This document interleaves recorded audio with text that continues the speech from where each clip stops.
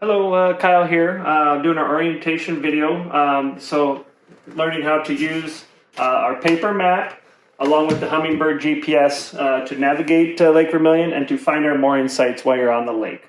So first thing I want to show is, so on each houseboat, typically on the kitchen table, we have a binder. Inside the binder are a list of our public mooring sites. Basically all the numbers and kind of basically different features of whether fire pit, yes or no, picnic table, yes or no, the shoreline type, whether it's rocky or a sand, and also time from base, kind of a guesstimation. So this is on each, pretty much the kitchen table of each of our houseboats. So very, very useful knowledge about our mooring sites. When we're doing our orientation, which we will do when you arrive, we always start with the paper map. So basically, this is just the big overview of Lake Vermilion. So on this map, we have usually little numbers kind of scattered around the lake. So all these numbers are our public mooring sites again. And again, we use the map as kind of the big picture, okay? So typically we start down here. This is our base down here on the west end of Pike Bay. And kind of shows all of Lake Vermilion. On this map, there's basically two sides. So the one side, which is basically the most common, is our east side of our Lake Vermilion. These are all of our sites that are closest to our landing.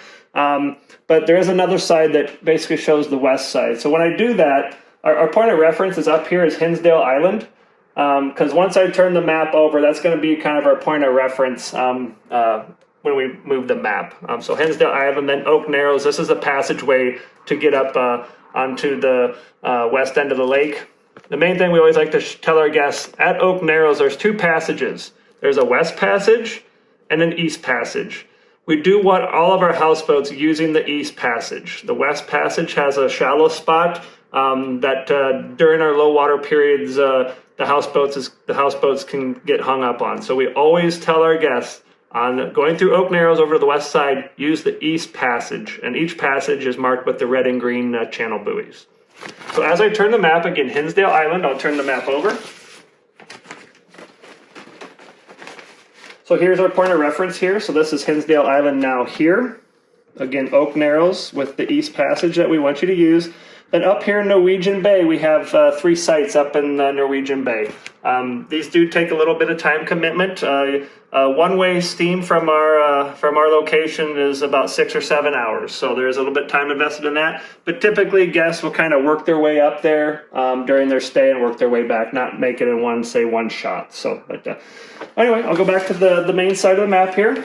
So basically, what we try to tell our guests is, you got to kind of have a plan, at least kind of a general direction of where you want to go whenever you're leaving, whether you're leaving base or leaving a mooring site, to go to your next mooring site. So this is where you kind of devise your plan.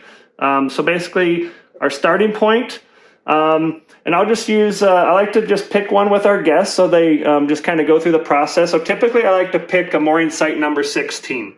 There's just some different features along that route that I can show you that kind of explain about everything on the map. But for this purpose, we will, like if we were taking the boat out on our trip here, we're going to start here at our base. We're going to go to site 16.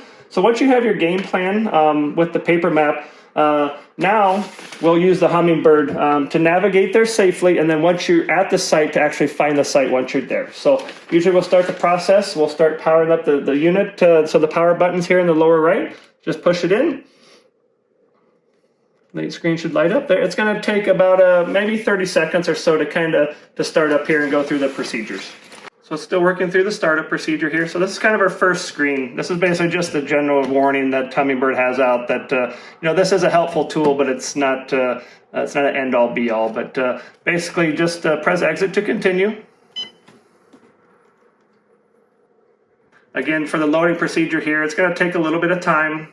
So right now it says no GPS position fix. So right now the unit is on. It's just acquiring the satellites to get a GPS fix on the unit. And that's could take 10 to 30 seconds depending on where you're at on different stuff. So we'll just let it kind of do its procedure. So basically, once you get your time, you know that you have lock on your unit. So the couple basic main screens here. So your speed's going to be about 5 miles an hour. That'll be your cruising speed. Gives you, of course, your time. And then our voltage, that's going to be your 12 volt on your deep cycle batteries. So you have an idea of what the status of your deep cycle batteries are on your houseboat. So, and then it's still doing the GPS fix thing here. So just some housekeeping items there. You don't need to necessarily know how to do this. And it's saying it's lost the GPS fix, so we're just gonna see it's back again right there. So when I go through the procedure here with the Humminbird here, couple things that I like to do. So if you press menu once, you don't necessarily need to know how to do this, but I like to get it in the north orientation. So if you press menu again, I'll go over here to to chart. I can scroll down to chart orientation. That switches from basically what we call heads up is basically how you're driving, or course up or north up. And I like to have it in the north up when I'm doing the orientation. I typically put it back in the heads up when we leave the dock for the guests. I feel it's easier to use in that setting. Okay, so we're in the north up. So a couple features here. So minus zooms out. So I'm just going to zoom out on the map. So the first thing we show our guests is the red.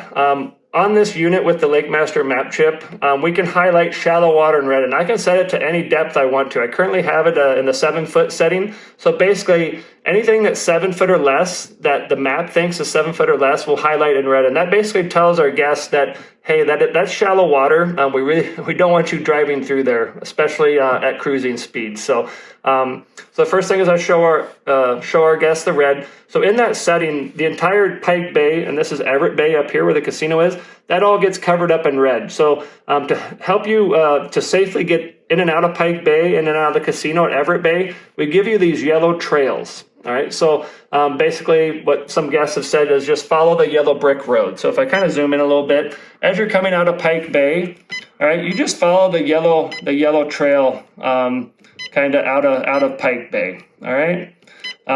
So long as if you're in the red following a yellow trail, you're safe. Okay. It's when you're on the lake and you're some red areas, that's what you want to avoid. Okay. So the next thing I show our guests is try to zoom in here a little bit. They're a little hard to see. I don't know how well the camera's going to pick it up, but there's some kind of faint pinkish purplish line. So there's one there. There's one that goes up here. There's one that goes up here. There's another one on the far left-hand side of the screen. So what these little, I can kind of zoom in on them a little bit and kind of maybe show them a little bit better. So that's what they kind of look like in kind of the zoom setting. All right, so those pink lines, I'll zoom out a little bit. So those are pre-programmed navigational routes that are on the map chip. So they don't take you directly to mooring sites, but what they do, if I zoom out a little bit more, is they kind of take you to, so this pink trail kind of goes over here, that cuts up there, this one kind of goes here, this one.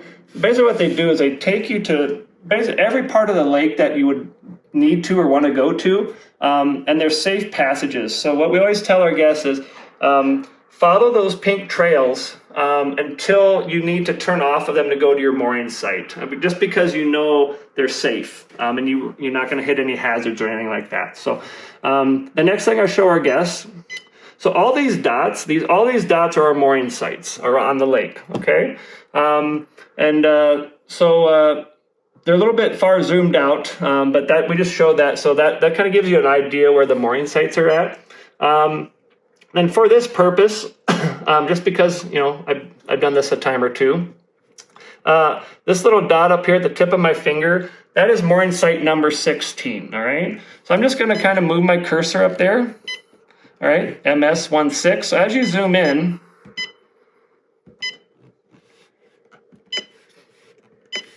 okay, that's the mooring site right there. So all of our mooring sites on the unit are, they start with an MS, so mooring site, then a number. And those numbers correlate to what the numbers are on the paper map. So that is mooring site number 16. So basically, as you zoom out, we're zooming back out. All right, so knowing that's number 16, as you come out of Pike Bay, all right, you're going to be about right here, okay, where the arrow is, or the cursor is. So knowing where number 16 is up there, if I start zooming in, all right, there's one of those pink kind of purplish lines that'll take you up there, all right? So that's this line right up here that I'm following. So as you're zooming back in, because this is important, this reason I show all this is when you're, as you're driving, this is the size, basically the scale of the map, and this is very important. So we want our guests to be driving either in the 500 or the 200-foot zoom as they're driving. We understand that doesn't give you, I can't see the mooring sites right here, but when you know you're in safe areas, where basically you know there's no obstacles in front of you, you can zoom back out to kind of get your bearings to make sure you're going the right way. But again, majority of your driving, so 90% of your cruising on the houseboat, we want you either in the 500 or the 200-foot zoom, and I will show you why that is in a little bit here. So just for kind of to move along here, so as you come out of Pike Bay, you're in the 500-foot zoom. There's the end of your yellow trail. You'll come up here. This is your first pink line. You'll take a left on this line here. You'll come up here. You'll take a right on this line right here. Okay, and from here, I'm just going to zoom out for the case of, and you can just follow this pink line all the way up through, we call this Big Bay on Lake Vermilion. And again, right up in this area right here, the reason why we want you to have you zoom down is I kind of call this the minefield. There's a lot of submerged rock piles out here. And these little red areas, those are the areas we want to stay away from. So again, in the 500-foot setting, you can see those really well, okay? You can see the red spots so you don't drive over them. But if you start doing this, which I see a lot of our guests do, they get in this 0.25 setting, it's hard to see precisely where those little shallow rock piles are. So again, it's very important. Stay in that 500-foot zoom. I'll show you another area up here. Again, for the sake of speeding this along, we're just following this pink line again, following it up through here. There's Windy Island, Indian Point, we're through here.